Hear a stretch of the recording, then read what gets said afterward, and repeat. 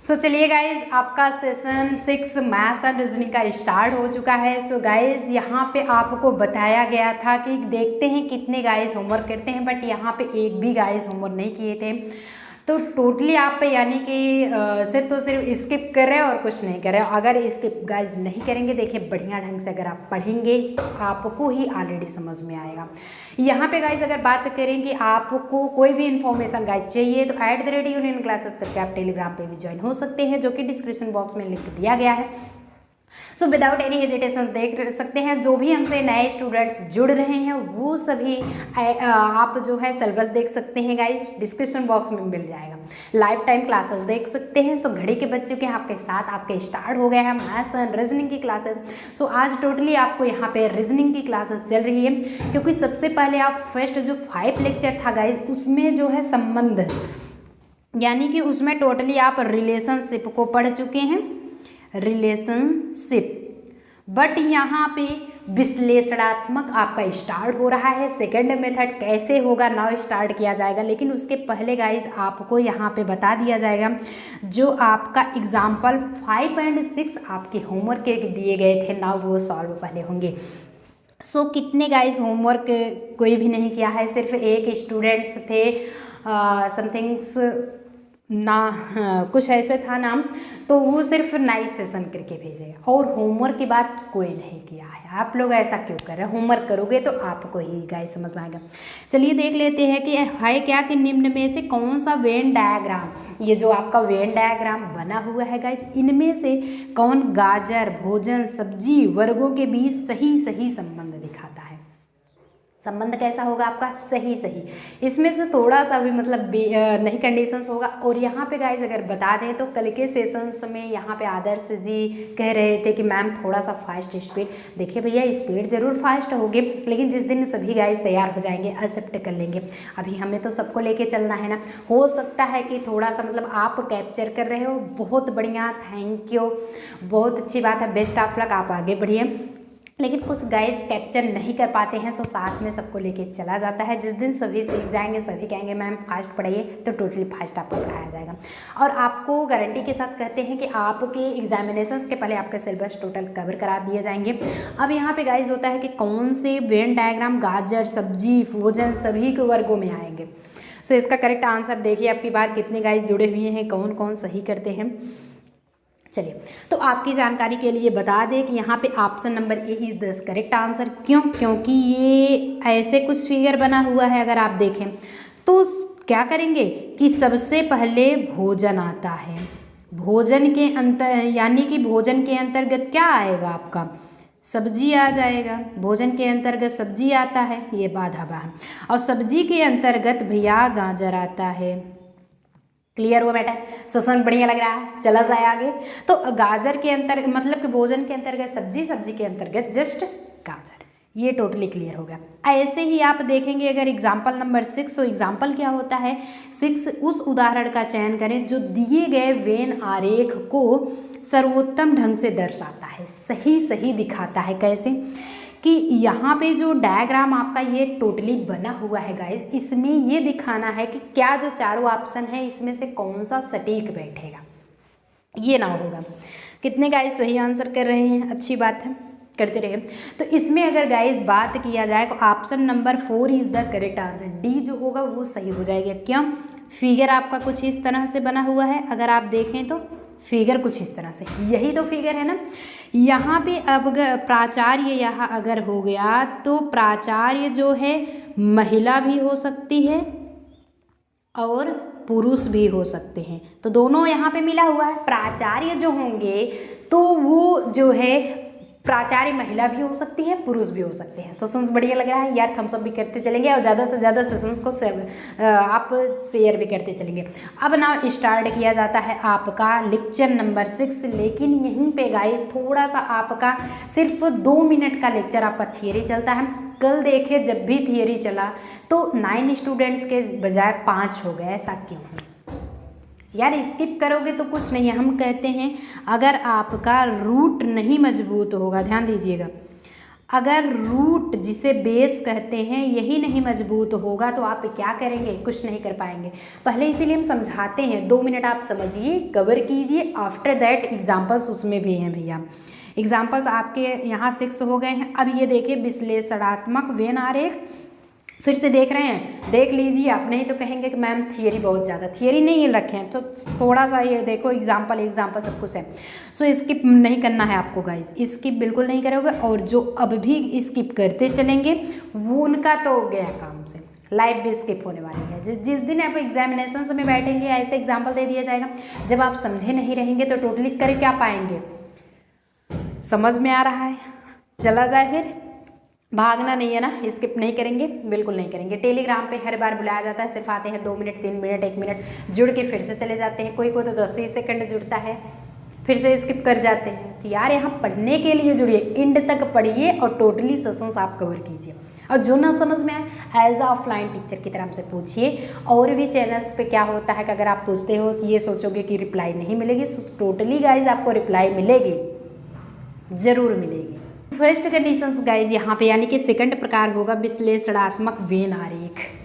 जैसे कोई भी चीज़ हो जाती है गाइज, सबसे पहले आप रिलेशनशिप देखे थे, यहाँ पे फर्स्ट की कंडीशंस आपको रिलेशनशिप, किसी के बीच चाहे अक्षर हो, आपकी कोई वस्तु हो, कोई व्यक्ति हो, उनके बीच 2 चीज़ें हुई, 2 व्यक्ति हुए, उनके बीच मध्य जो संबंधी से स्थापित करता है वो कंडीशंस आपकी फर्स्ट हो जाएगी। लेकिन जब यहाँ पे सेकंड हम देखेंगे, सेकंड क्या होता है, विश्लेषणात्मक। कोई भी चीज़ है विश्लेषण किया जाता है, उसका व्याख्या किया जाता है, ना उसका जांच पड़ताल होता है, तो ये कंडीशंस आपकी विश्लेषणात्मक होगी। सैनी जी कल कह रहे थे कि मैम थोड़ा सा, हाँ जी बिल्कुल, इंग्लिश भी बताते चलेंगे। अरे भैया इंग्लिश भी बताया जाएगा, डोंट माइंड, सब कुछ बताया जाएगा। कि कह रहा है कि इसके अंतर्गत पूछे जाने वाले प्रश्नों में, इसके अंतर्गत किसके, विश्लेषणात्मक फीचर्स जिसे कहते हैं, विश्लेषणात्मक it's means feature. What is a feature of Venn diagram. Venn diagram का फीचर क्या होगा, अगर पूछ लेता है तो क्या होगा कि इसके अंदर पूछे जाने वाले प्रश्नों में एक दूसरे से संयुक्त कुछ आरेख दिए गए होते हैं। संयुक्त इट्स मीन्स मिला जुला, कंडीशंस कम्प्लेक्स का, जिसके अंतर्गत अंदर विभिन्न स्थानों पर भिन्न भिन्न संख्याओं अथवा अक्षरों को निरूपित किया जाता है। अभी तो वहाँ पे संबंधित स्थापित हो रहे हैं, लेकिन यहाँ पे डिफरेंसेस आपके कंडीशंस आएंगे। प्रत्येक आरेख अलग अलग वर्ग के द्योतक होते हैं। टोटल जो डायग्राम होगा इंडिकेटिंग टू डिफरेंसेस कंडीशंस, अलग अलग वर्ग के द्योतक होंगे। जितने भी आपके डायग्राम होंगे गाइस, उतने ही वो कंडीशन अलग अलग व्यक्त करेंगे। अभ्यर्थियों को उन्हीं आरेख यानी कि कैंडिडेट्स को ये ध्यान देना चाहिए, अटेंशन प्लीज ऑफ कैंडिडेट्स, कि उसके अंदर दी गई संख्याओं के माध्यम से according to conditions given below, यानी कि उसके अंतर्गत जो कंडीशंस दी गई होती हैं, विशेष वर्ग में आने वाली वस्तुओं की संख्या, दोनों समूह में समाहित सदस्यों की संख्या आदि को प्रश्नानुसार ज्ञात करना होता है। कहने का मतलब है टोटली कि यहाँ पे एक बार फिर से देखेंगे कि अभ्यर्थियों को उन्हीं आरेख या उसके अंदर दी गई संख्याओं के माध्यम से जो सारी चीज़ें फैक्ट दी गई होती हैं, विशेष वर्ग में आने वाले वस्तुएं यानी कि स्पेशली रूप से जो वर्ग में आते हैं, और दोनों समूहों में जो समाहित जो सदस्य होते हैं उनकी जो नंबरिंग है ये होगा। आदि को प्रश्नानुसार ज्ञात करना होता है। जैसे आपको समझाने के लिए कुछ नहीं करना, एग्जाम्पल के तौर पे चलते हैं।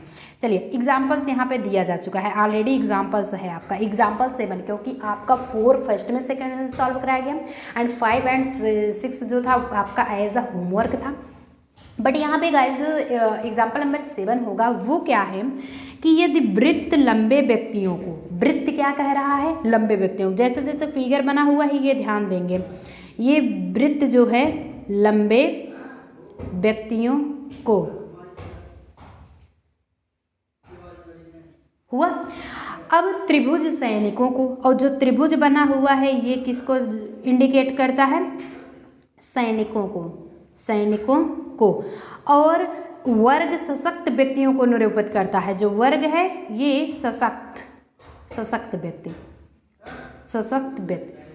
अब नाउ क्या करेंगे, वर्ग जो है वो तो सशक्त व्यक्ति को इंडिकेट कर रहा है, और जो त्रिभुज है ये सैनिक को, और लंबे व्यक्ति को ये त्रिभुज कर रहा है, इंडिकेट करता है। तो निम्नांकित आरेख के अंदर दी गई संख्याओं में, जो निम्नांकित आरेख है, दी गई संख्याओं में कौन सी संख्या केवल सशक्त व्यक्तियों को निर्धारित, सशक्त व्यक्तियों को निर्धारित करेगी, इट्स मीन्स सिर्फ वर्ग को, सिर्फ तो सिर्फ वर्ग को कौन सी संख्या निर्धारित करेगी, ध्यान दीजिएगा, अटेंशन। वो आपका वृत्त लंबे व्यक्तियों को, त्रिभुज सैनिकों को, और साथ ही साथ सशक्त व्यक्तियों को वर्ग समाहित करता है। तो सिर्फ सशक्त व्यक्तियों को कौन इंडिकेट, कौन सी ऐसी संख्या है, 2, 6, 4 या फिर 7। इसका करेक्ट आंसर गाइज क्या होगा, उदाहरण नंबर आपका 7 स्टार्ट है। चलिए देखते हैं कितने गाइज इसका सही आंसर करते हैं।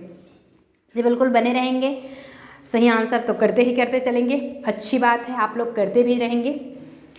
समझ में आ रहा है, कोई दिक्कत हो तो बता दीजिएगा, कोई दिक्कत हो तो बता दीजिएगा।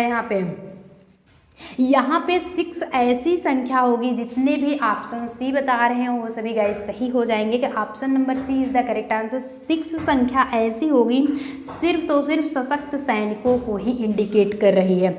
6 जो है वो सशक्त व्यक्तियों को ही इंडिकेट कर रही है, क्योंकि सशक्त में सैनिक भी कन्फर्म हो रहे हैं और ये भी ऑलरेडी आ रहा है। समझ में आ रहा है, आगे चला जाए फिर, कोई दिक्कत है नहीं है। तो अब यहाँ पे आगे की कंडीशंस गाइज होगी 18 को या 8 क्वेश्चंस का। चलिए भैया देख लेते हैं 8 क्वेश्चन से क्या होता है आपका, कि नीचे दिए गए वेन आरेख का अध्ययन करके, it's means given below conditions of a Venn diagram, क्या अध्ययन करके करना है, आगे दिए गए प्रश्न का उत्तर दें। आगे जो प्रश्न, इट्स मीन्स ये आपका क्वेश्चन होगा, क्वेश्चन आगे दिया गया है, उसका आपको आंसर करना है। वेन आरेख एक कक्षा में 3 विषयों का अध्ययन करने वाले छात्रों, इट्स मीन्स वेन डायग्राम में ये बताया गया है कि एक ही क्लास है जिसमें 3 सब्जेक्ट का अध्ययन करने वाले स्टूडेंट्स हैं। देखिए क्या क्या पढ़ते हैं, कि फ्रेंच और स्पेनिश दोनों पढ़ने वाले लेकिन जापानी, कह रहा है कि छात्रों को दर्शाता है फ्रेंच और स्पेनिश दोनों पढ़ने वाले लेकिन जापानी न पढ़ने वाले छात्रों की संख्या कितनी है। कहने का मतलब फ्रेंच, ये कंडीशन फ्रेंच है ये देखिए, और ये स्पेनिश है और ये जापानी है। तो कहता क्या है क्वेश्चन में कि फ्रेंच और स्पेनिश दोनों पढ़ने वाले हैं, दोनों तो पढ़ने वाले हैं, यानी कि आपका आ जाता है 20 में भी 4 में भी, लेकिन थोड़ा सा डिफरेंस आप माइंड लगाइएगा। लेकिन जापानी ना पढ़ने वाले, जापानी तो नहीं पढ़ते, ऐसी कौन सी संख्या है, 24, 29, 20 या फिर 4। इसका करेक्ट आंसर गाइज क्या होगा, चलिए देखते हैं कितने गाइज इसका सही आंसर करते हैं। जी बिल्कुल, जितने भी हमारे प्रिय साथी ऑप्शन सी बता रहे हैं वो सभी सही हो जाएंगे कि 20 इसका आंसर होगा। क्यों, फिगर एक बार देखेंगे, एक बार अगर आप ध्यान से फिगर देख लीजिए, फिगर कुछ यूँ बना हुआ है, फिगर आपका कुछ इस तरह से बना हुआ है क्या, यहाँ पे 23 है, यहाँ पे 20 है, यहाँ पे 32 और ये 4 टोटली 7, 5, 9, कुछ यही तो दिया गया है। कह क्या रहा है कि यहाँ पे फ्रेंच और स्पेनिश तो पढ़ता है बट जापानी नहीं पढ़ता है, तो ये कंडीशंस यहाँ से अलग हो गई। ये तो 20 इसमें भी आ रहा है, 20 इसमें भी आ रहा है, 4 नहीं होगा क्योंकि 4 को ये ले रखा है, 20 को छोड़ रखा है, इसलिए option number C is the correct answer. Answer क्या आएगा, 20, आंसर आपका 20 होगा। आगे चला जाए, ये कंडीशंस हो गया। अब यहीं पे क्वेश्चन 9 क्या इंडिकेट करता है, क्वेश्चन नंबर 9, क्वेश्चन 9 कह रहा है कि निम्नलिखित आकृति में, ये जो फिगर बना हुआ है ये ध्यान दीजिए, निम्नलिखित आकृति में आयत ऑप्टिशियंस को प्रदर्शित करता है। अब देखिए आयत कहाँ पे बना हुआ है, ये कंडीशंस आपकी आयत है और साथ ही साथ वर्ग भी बना हुआ है, ध्यान दीजिएगा, आयत भी है और साथ ही साथ वर्ग भी बना हुआ है। तो जो आयत है ये क्या कंडीशंस करता है, ऑप्टिशियंस को दर्शाता है, ऑप्टिशियंस को आयत दिखाता है, और कह रहा है वृत्त इलेस्ट्रर्स को दिखाता है। यहाँ पे वृत्त जो है ये लिख देंगे, इलेस्ट्रेटर्स को दिखाता है, ये कंडीशंस। त्रिभुज फोटोग्राफी को दिखाता है, त्रिभुज जो है ये फोटोग्राफी, ये 9 कंडीशंस यहाँ तक क्लियर हो गया। आगे क्या करता है, वर्ग फुटबॉल खिलाड़ियों को दिखाता है, ये वर्ग जो है फुटबॉल खिलाड़ियों को दिखाता है, फुटबॉल खिलाड़ी को दिखाता है। अब यहाँ तक मैटर हो गया। आगे क्या कहता है, अक्षरों को कौन सा समूह, अक्षरों का ऐसा कौन सा समूह होगा जो उन फुटबॉल खिलाड़ियों को प्रदर्शित करता है, यानी कि उन फुटबॉल खिलाड़ियों को कौन दिखा रहा है, वर्ग फुटबॉल खिलाड़ियों को दिखा रहा है, जो फोटोग्राफर और ऑप्टिशियंस दोनों है। कहने का मतलब त्रिभुज भी आए और आयत भी आए और आपका ये वर्ग भी आए, लेकिन वृत्त की संख्या न आए। हिंट मिल चुका है, D, D F, E D, E D F options हैं। चलिए देखते हैं कितने गाइस सही आंसर इसका देते हैं। इसके कितने गाइस हैं कि सही आंसर करते हैं गाइस। चलिए ऑप्शंस आपका स्टार्ट है, देखते हैं कि कितने गाइस इसका सही आंसर कर लेते हैं। जी बिल्कुल करते रहिए, अच्छी बात है। चला जाए फिर। तो यहाँ पे अगर गाइस कौन सा आंसर, जितने भी ऑप्शन ए बता रहे हैं यानी कि डी की संख्या, क्योंकि आंसर इसका डी ही होगा। कैसे होगा, नाउ रीजन देखते हैं। कह रहा है कि वृत्त नहीं आना चाहिए, सो वृत्त को आप पहले ही अलग हटा दीजिए। अब यहाँ पे त्रिभुज में अगर देखा जाए ये भी डी उभयनिष्ठ है, आयत में भी डी उभयनिष्ठ है और वर्ग में भी डी उभयनिष्ठ है। ई की अगर बात करें तो ये त्रिभुज में नहीं है, सो एक तो कट जाएगा, दो ही बचेगा, ई हट चुका है। और डी एफ ई डी चले सी देखेंगे तो आयत आया है, वर्ग में नहीं आया है, त्रिभुज में भी नहीं आया। इट्स मीन्स डी यहाँ पे उभयनिष्ठ होगा। D is the correct answer, D आपका आंसर होगा। आगे चला जाए, सेशन बढ़िया लग रहा है। चलिए धीरे धीरे चलते हैं लास्ट के कगार पे। होता क्या है, नाउ ये आपका टोटली स्टार्ट हो जाता है गाइस।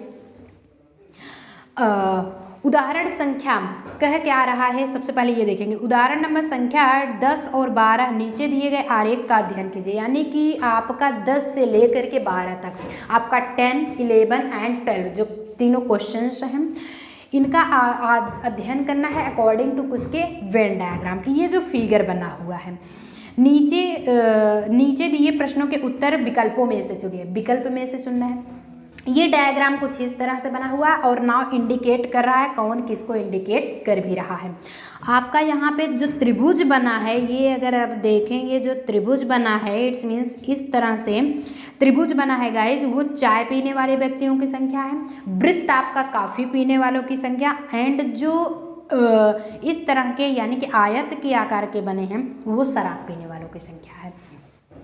पेय पदार्थ तीनों हैं। वृत्त जो होगा वो चाय पी रहे हैं, वृत्त ये इनकी संख्या चाय वालों की। एक सेकंड फिर से देखिए, थोड़ा सा रिमूव कर दिया, अब सही हो जाएगा।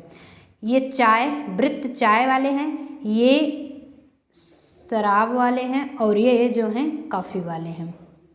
ध्यान दीजिए, काफ़ी अब तो नहीं दिक्कत होगी ना। अब यहाँ पे पूछ रहा है ऐसे व्यक्तियों की संख्या। चलिए 10वां क्वेश्चन स्टार्ट होता है। 10वां क्वेश्चन गाइज ये होगा कि ऐसे व्यक्तियों की संख्या जो केवल कॉफ़ी पीते हैं, ओनली केवल कॉफ़ी पीते हैं। ऐसे व्यक्तियों की संख्या जो केवल कॉफ़ी पीते हैं 25, 45, 20 या फिर 90। अब आंसर कर लेंगे, जो गाइज एक का आंसर कर लेंगे सभी का समझिए आंसर कर लेंगे। 10 आपका स्टार्ट है। चलिए देखते हैं कि 10 में कितने गाइज सही आंसर करते हैं। जी बिल्कुल करते चलेंगे, आ रहा है समझ में, अच्छी बात। तो इसका क्या होगा, जितने भी गाइज ऑप्शन बी बता रहे हैं वो सभी सही हो जाएंगे। कैसे, यहाँ पे अगर आपको बताया जाए, पूछा क्या है, सिर्फ काफ़ी पीते हैं। फिगर पे देखेंगे काफ़ी पीने वाले, मतलब कि ये काफ़ी हैं, तो यहाँ पे आपका टोटली क्या मिल रहा है, एक तो 20 है, एक 25 है, एक 20 है, एक 25 मिलेगा कैसे, ध्यान दीजिएगा। नाउ समझ में आ रहा है, कोई दिक्कत तो नहीं है। केवल काफ़ी पीने वाले व्यक्तियों की संख्या, जी बिल्कुल काफ़ी पीने वालों की व्यक्तियों की ही संख्या किया ही जा रहा है। यहाँ पे गाइज होगा कैसे कि यहाँ पे ये वाला नहीं करेंगे, काफ़ी पी रहे हैं मतलब कि ये संख्या हो गई। तो पूछ क्या रहा है, सिर्फ काफ़ी पीने वाले, तो काफ़ी पीने वाले ये 20 हो जाएंगे एंड ये 25। तो 25 प्लस 20 मिला करके आपके कितने हो जाएंगे, 45। यही करेक्ट आंसर होगा, यही करेक्ट आंसर। ऐसे ही गाइस चलिए देख लेते हैं ऐसे व्यक्तियों की संख्या जो चाय और काफ़ी दोनों पीते हैं। चलिए चाय और काफ़ी पीने वाले, अब बताइए। जी बिल्कुल, चाय और काफ़ी पीने वाले व्यक्तियों की संख्या चाय और काफ़ी पीने वालों की संख्या गाइज अगर आपकी जानकारी के लिए बता दें कि यहाँ पे जितने भी गाइज ऑप्शन ए बता रहे हैं वो सभी सही हो जाएंगे। क्यों? क्योंकि यहाँ पे दिया गया है कि चाय, तो ये संख्या ये आपकी चाय हो गई, ये आपकी टोटली काफ़ी हो गई है। उभयनिष्ठ क्या है? 7 ही तो है, जो कि चाय में भी मिल रहा है एंड काफ़ी में भी। सेशन बढ़िया लग रहा है और कोई नहीं है इसमें, ये कंडीशंस नहीं होगी, सिर्फ तो सिर्फ चाय और काफ़ी की कंडीशंस हो रही हैं। अब चलिए देखते हैं, अब थर्ड वाला यानी कि 12 देखते हैं, ऐसे व्यक्तियों की संख्या जो चाय, काफ़ी और शराब, इट्स मीन्स तीनों के तीनों पीने वालों की संख्या होती है। 15, 22 या फिर 32, 24। इसका करेक्ट आंसर गाइस क्या होगा? चलिए देखते हैं कितने गाइस सही आंसर करते हैं। जी बिल्कुल 12 आपका स्टार्ट है, देखते हैं कितने गाइस इसका सही आंसर कर लेते हैं। सो अगर आपकी जानकारी के लिए बता दें तो जितने भी गाइस हमारे प्रिय सभी साथी ऑप्शन नहीं बता रहे हैं वो सभी सही हो जाएंगे। 15 होगा, चाय पीने वालों की संख्या 15 हुई, ये भी शराब पी रहे हैं इनकी संख्या भी, ये भी उभयनिष्ठ 15 आ रहा है, और ये भी आपके कॉफ़ी पी रहे हैं यहाँ भी 15। सो 15 is the correct answer, 15 is the correct answer. आगे चला जाए, आगे कुछ बचा ही नहीं है, आगे न्यू सिलेबस में आपको चलना है। न्यू सिलेबस क्या आपका यहाँ पे टोटली आप रिलेशनशिप, डायग्राम का एंड फीचर टोटली पढ़ चुके हैं। नेक्स्ट डे आपका प्रीवियस डे में पढ़ाया गया था फीचर, सॉरी रिलेशनशिप, एंड आज इसका फीचर पढ़ा दिया गया किस चीज़ का? वेन डायग्राम का, यानी कि वेन आरेख का। वेन आरेख जो कि वेन डायग्राम है, इसका totally features and relationship confirm हो गया।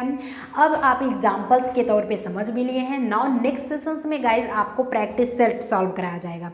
होगा क्या? यहाँ पे आपका सॉल्व होगा practice set, practice set solve कराया जाएगा। सो प्रैक्टिस सेट कैसा होगा? नाउ आपको क्वेश्चन आंसर जो कि कहलाता है क्वेश्चन आंसर सॉल्व कराया जाएगा। अब यही आता है क्वेश्चन आंसर, जो भी गाइज स्किप किए हैं फर्स्ट सेकंड इस वेन आ रहे सेशंस को, वो क्वेश्चन आंसर नहीं कर पाएंगे, क्योंकि जी यार जब बेस नॉलेज ही नहीं है तो आप कर पाएंगे कहाँ से? जब टोटली आपको नॉलेज है तो आप फटाक से उसका आंसर जरूर कर लेंगे। सो चला जाए फिर आज के सेशंस में यहीं तक। आज का होमवर्क जो गाइज होगा ये बताना होगा आपको सेशंस कैसा लगा। चलिए देखते हैं कितने गाइज कहते हैं सेशंस कैसा लगा। मेन कमेंट बॉक्स में कमेंट करना नहीं भूलेंगे। और हाँ, अगर आपको टेलीग्राम पे फ्री PDF नोट्स और साथ ही साथ आपको सारी इन्फॉर्मेशन चाहिए तो अभी के अभी @union क्लासेस करके टेलीग्राम पे आप जुड़ जाइए और सारा डाउट्स अपना क्लियर कर लीजिए। सो मिलते हैं नेक्स्ट सेशंस में, बाय बाय। तब तक के लिए बढ़िया से पढ़ाई कीजिए। All the very best.